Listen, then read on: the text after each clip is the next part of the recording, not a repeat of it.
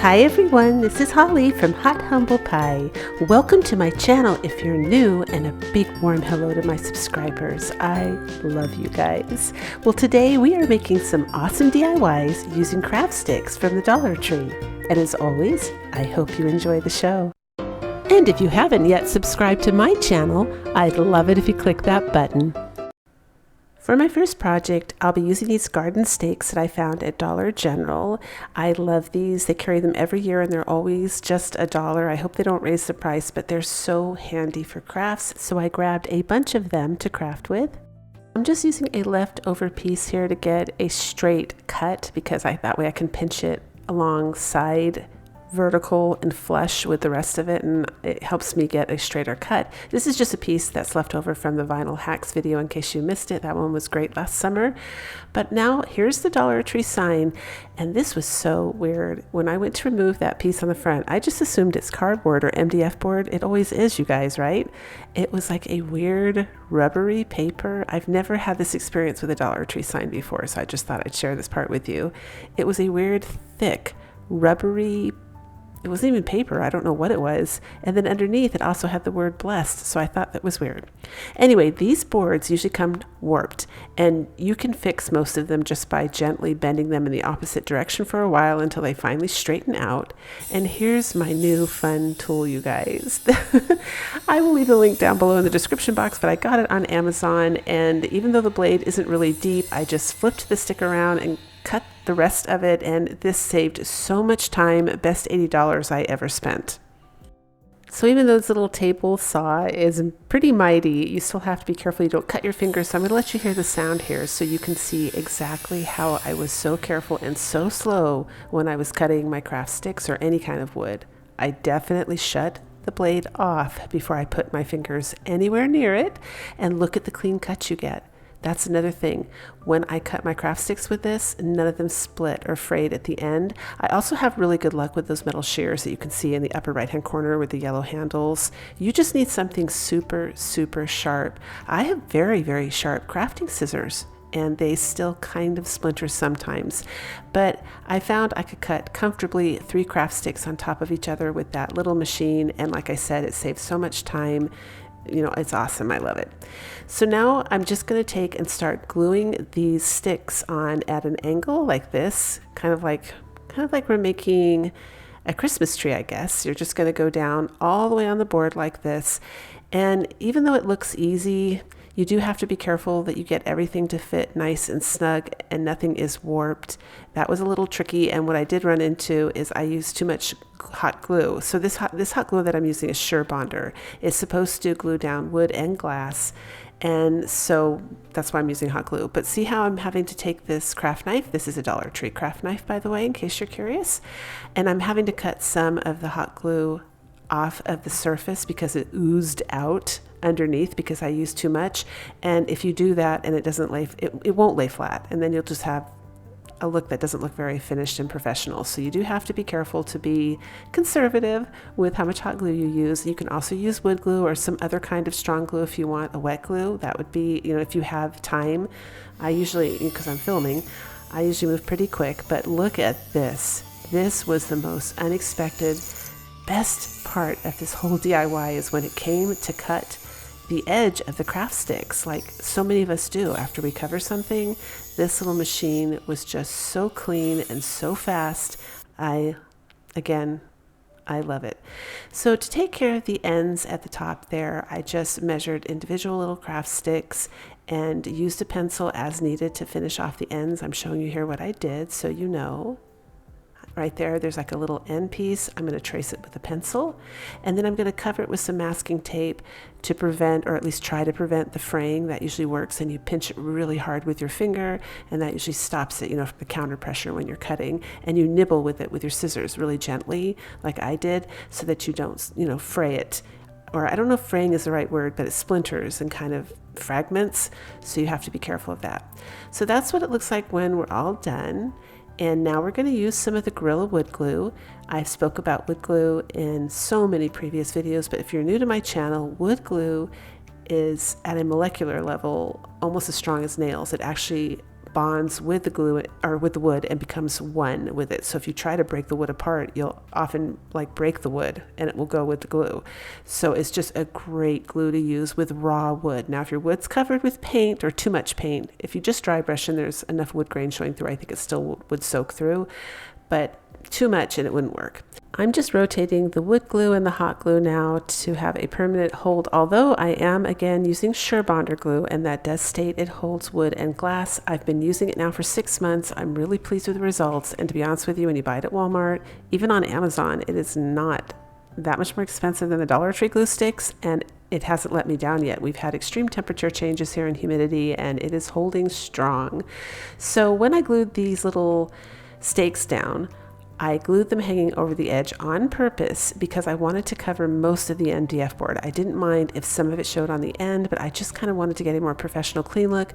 So I'm going to tuck this extra large skewer stick that I found at the Dollar Tree underneath each of the edge. And I was going to do it on the other end as well, the little narrow ends, but I decided to skip that. You'll see that later. So we're just gluing it down now. And if you don't have the stakes for the borders, you could just get creative and use whatever you want. You could even use more craft sticks. You could use any kind of cord, like those cable cords that are round. Those make kind of really interesting borders. I've seen people use tumbling tower blocks. You could stack up craft sticks. That would be a neat look. And just have them, like stack them up about, well, how many would I do? I'd probably do about 6 of them, and then just put them side by side with flat edges, flush, and fill it in with a little bit of spackling, all kinds of things. You just have to have fun and use your imagination. So I'm just staining this with some watered down antique wax. Any brand of antique wax will work, and we're all done. And I think this came up gorgeous. Let me know what you think.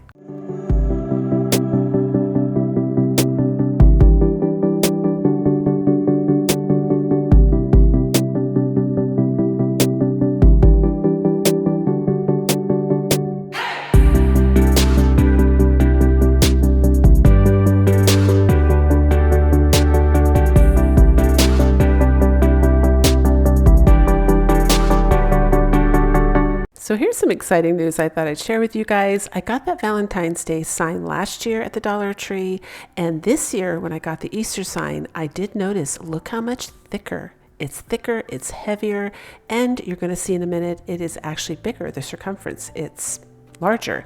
So even though the dollar prices, I'm sure you heard, are going up on some items, it does appear they're trying to make it up to us by giving us better quality items elsewhere, which does help as long as they continue to maintain that and it's budget friendly for us to craft with.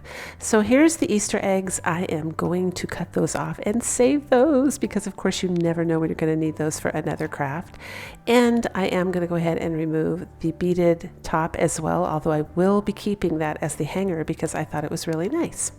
So now I'm just going to start gluing craft sticks on, and I am going to be cutting them along the edge. This is pretty self-explanatory. It does take some time, I'm not going to lie. These are smaller craft sticks. It's like the larger ones that you can get at the Dollar Tree, but to cover the whole sign, because it was rather large, it did take some time and measurement, and not all the sticks are perfect. Some of them were smaller, some of them were warped, so I had to keep cutting, keep trying to get everything to fit perfectly, because you really want them to be really tight in there. And we're just going to do that whole thing on the whole sign.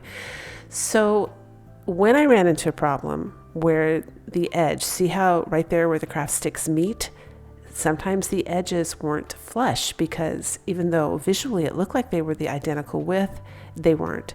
So there's a little hack right there that worked great. You just take a nail file along the edge to make it flush, and then you can continue on with your project and your craft sticks will fit perfectly flush against the other craft sticks. And when I was all done, I just took my super sharp scissors, which I got at Walmart, and cut around the edge. And then I took the nail file and just filed around the edges to make sure they were nice and smooth and flush with the MDF board. Now you're probably wondering, oh no, Holly, the 3 dark sticks in the middle. I just used up my craft sticks. In fact, I wish I had put more dark ones in the middle. I'm going to cover the center of this sign. So I figured I might as well use up those craft sticks. You're not going to see them. And it just, for the purpose of laying something on top, they did the job. And when I stained it, as you can see, well, you can't see it at all. So that's good news, and you don't have to stress so much about matching your craft sticks perfectly.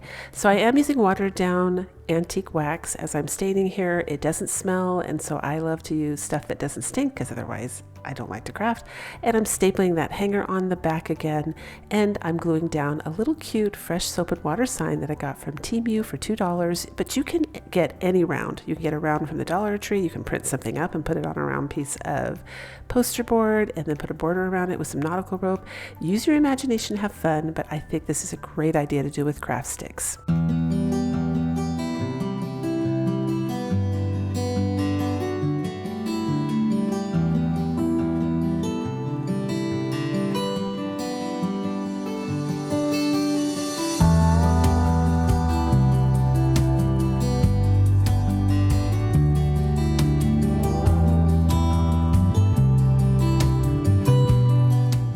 For this next project, you're going to need a cylinder vase and some craft sticks in any size that you want. I'm using the larger ones that you can find at the Dollar Tree, but now I forgot to mention my first DIY, the wooden tray, those were jumbo craft sticks from Walmart. The really big ones. They actually have a bigger size than that, but those were the ones called jumbo craft sticks. That's all I know. They're just called jumbo craft sticks, but you could use this size too. So I'm showing you this great little tool. They're listed down below in my description box in case you're interested. They're from Amazon. They're meant to cut metal, but they cut craft sticks amazing.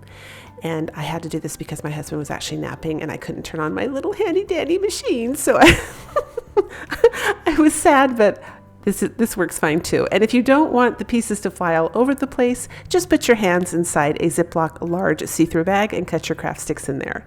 So once I cut all the craft sticks down, and I deliberately cut them different lengths, I didn't want them all the same length, I used some string here. This is just some twine from Walmart. I mean, I could have used anything, a shoelace, but you just want to cut it to get a measurement for how many you're going to need to fit around your cylinder vase. And then once I did that, I just kind of strategically placed all my craft sticks in a way where they were going up and down. I was looking for symmetry a little bit, but unevenness. So uneven symmetry, if that makes sense. And I just cut the craft sticks as needed if they were too long or too short. And then I used some masking tape to hold all of these together. It's a great little trick, and it's easy to remove. For those of you that watch my channel, you know I use tons of masking tape for all kinds of things. I love to craft with masking tape. And I wrapped it around my vase. That's it. And it actually fit perfect. If you squeeze it really tight, it was a perfect fit. So then I just kind of took my nail file. I don't know why I did this afterwards. I guess I didn't really notice some of the sticks had roughed a little bit, the edges were a little bit rougher looking, so it didn't look, I always try and make my stuff look like it came from a store or a little bit more professional. So I just sanded the top of the sticks to make sure they were nice and smooth. And now I'm using the Sure Bonder glue that does say it sticks to glass, but I wouldn't put a hot candle in this. Honestly, I wouldn't test it that way because it's hot glue and it probably would melt again and they would fall off. But I think for an electric candle, it would be fine. However, I am using this for a vase for pampas grass. You'll see in a minute here. It's beautiful. And I just took the tape off afterwards, and that was it. I didn't want to stain them, nothing. I just wanted them to be au naturel. That was the look I was going for, and it came up very, very pretty.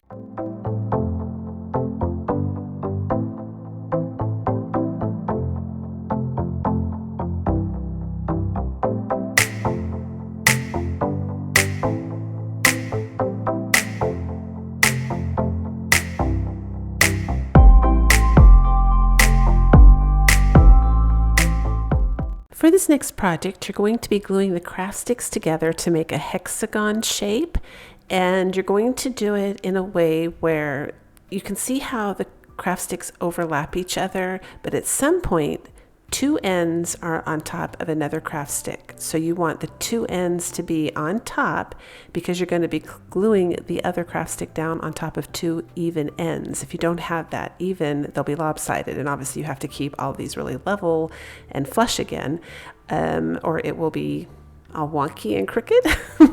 So I ended up doing 14 rows of craft sticks, which is approximately 2.5 inches in depth. That's where we end up right here. And I'm showing you in slow motion now what I meant. See how I'm putting the dots on the two ends there that are above the craft stick? You have to look for those sections to put your craft sticks on so that they're nice and even. And this is what it looks like when we're all done. Next, I'm using one of those pans that you can find from the Dollar Tree. I think it's meant for like drippings. I don't know what this is called. Maybe it's called a dripping pan, but you need one of these, or you could use a different one if you find another design that you would like, but I just thought this would be fun to work with for the look that I'm going for. And I'm using my scissors to cut, but I usually wear gloves. I didn't do it today, but I want to show you how I'm really careful each time I cut upwards to bend that, it's like a heavy foil away from your hand so that you don't get cut, because that did happen to me once and it's unpleasant, but you're perfectly fine as long as you cut, bend away, cut, bend away. And I did use my wire cutters on the ends because, the little ridge around the edge of it, because that is a little thicker and more difficult to cut with regular scissors. Of course, I'm going to remove the sticker on the back of this. And now I'm going to take a permanent marker, you can use any marker, and just trace it out because we're going to be cutting it in the shape of our hexagon.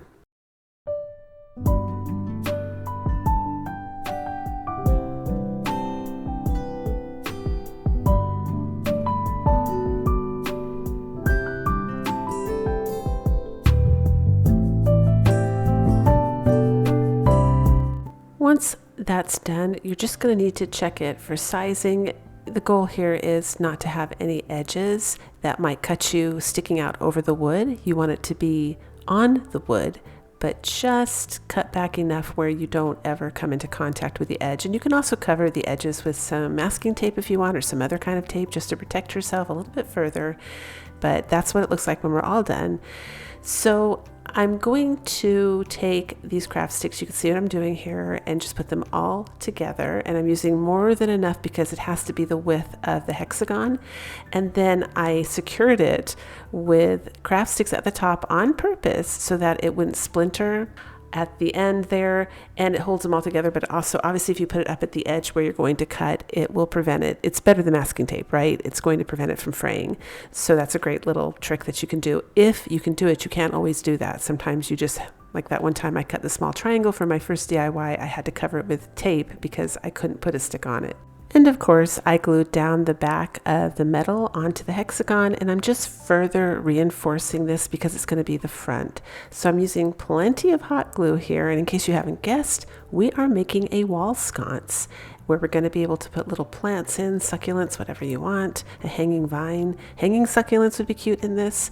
And then we're going to trim off the edge there using scissors. It was super easy to do. I chose to use a nail file to round the corners and then smooth and level out all the rest of it so that it looked nice and neat. And now I'm just using the watered down antique wax for stain. You can use whatever stain you want, and you'll also see me put some stain on the metal because that's my look. I don't like everything to look squeaky clean. This is a great look for industrial farmhouse or nautical, like a nautical bathroom. It looks so cute with some like long succulents hanging out of it. It would also work out really nice for boho or any kind of island look. This is actually very heavy when you hold it. It's nice and thick. It comes across very high end because it's wood, but considering what it's made out of, I think this came up so nice.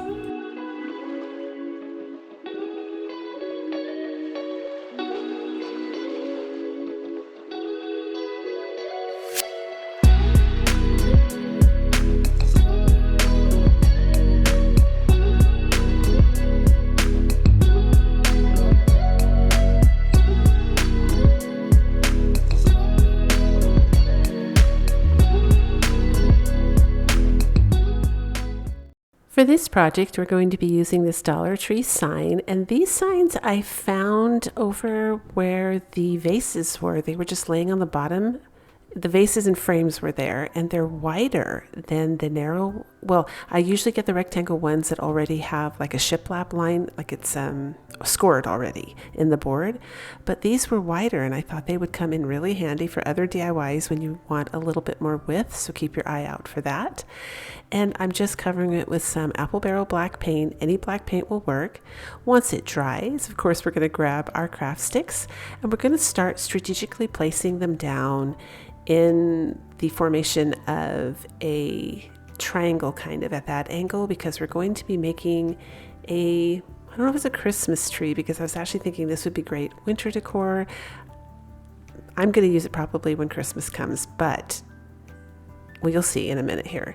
But I started off just deciding where I wanted my craft sticks, and then you'll see how I put them down. And the reason I'm going to show this to you in fast motion is because believe it or not, this seems so simple. I started this craft thinking, okay, I'm just going to glue these up all the way up and just keep kind of graduating them inwards so that they work out, to come to a point at the top to make a tree. And in the end, if you don't want them to look like craft sticks, if you want them to look more high end, to kind of have layers and dimension and texture, you can't just lay them down like that, if that makes sense. You kind of have to work in sections and keep making like little areas. I had to keep filling in little areas. I even had to tuck craft sticks underneath other craft sticks to fill in the holes, again, to add another layer. I didn't want them to be completely even, and I didn't want them to be completely uneven, because otherwise, if you do that, then you'll end up with a lot of holes, and then also it will sink in one area and not be level, if that makes sense. So you do have to take your time. So this is how I did the top here. I made sure I had my triangle first, and then once I had my triangle, I was pulling glue off my finger. I think I burned my finger a little bit there, but once I had my triangle in place like that, I glued that on the top to make sure that it blended in, but also went over the edge a little bit.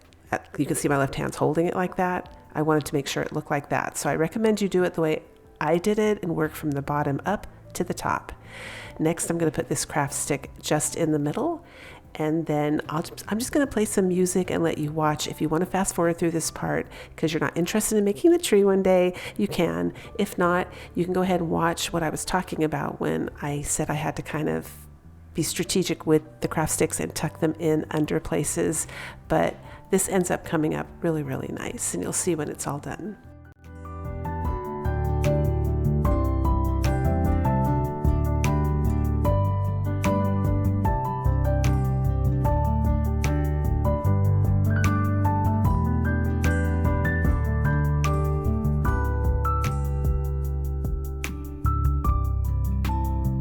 And so this is what we end up with, and I started painting it, and then I realized, oh Holly, that's insane. You're going to get white paint all over the black paint and it's going to ruin the look.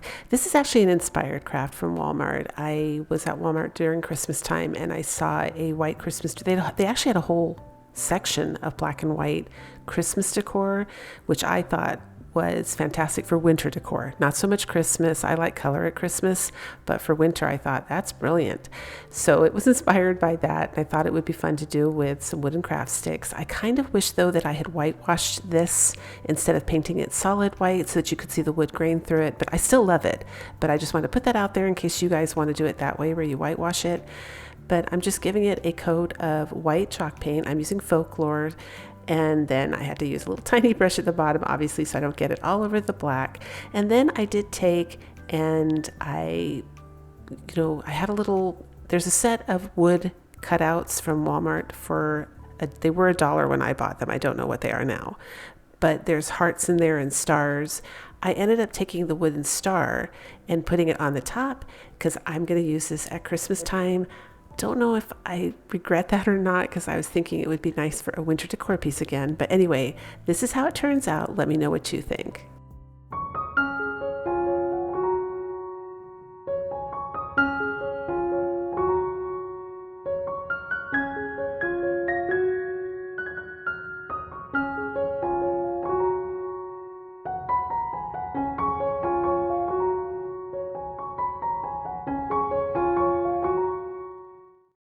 For this next project, you're going to be using some paper towel rolls. You could also use toilet rolls, just any kind of roll that you want.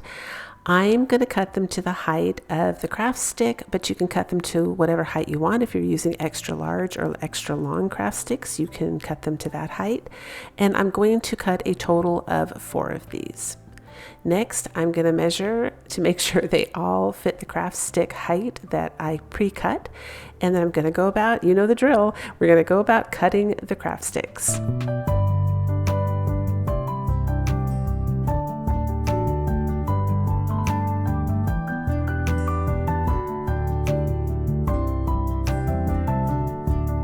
Next, we're going to apply the hot glue vertically all the way up that roll and start applying all of our craft sticks until all of it is covered. And of course, I'm going to be covering all 4 rolls.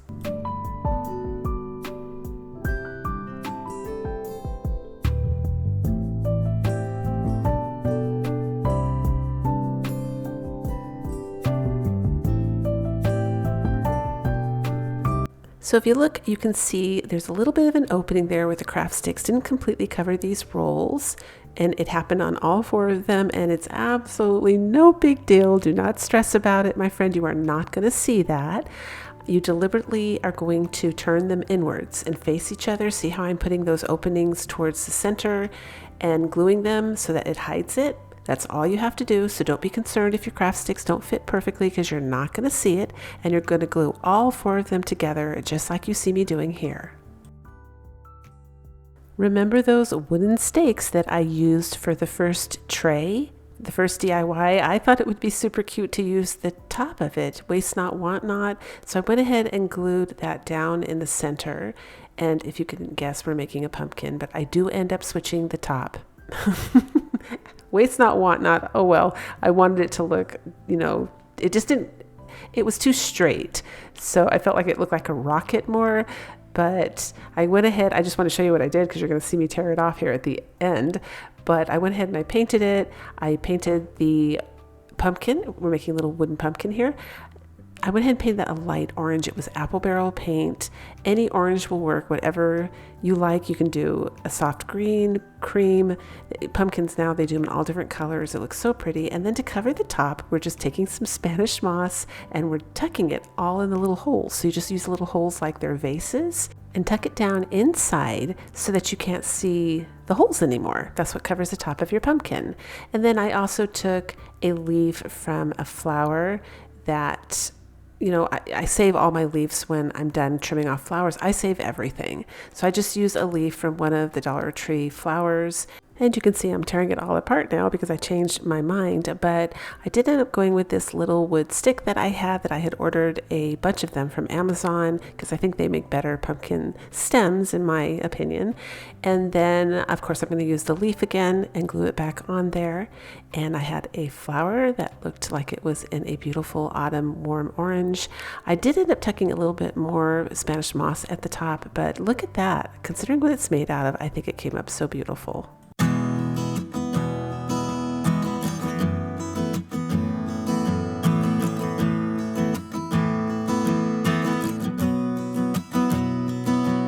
If you had fun today and enjoyed today's video, don't forget to give me a thumbs up. It really does help my channel here on YouTube. And as always, until the next video, breathe deep, fret not, and do things that make you happy.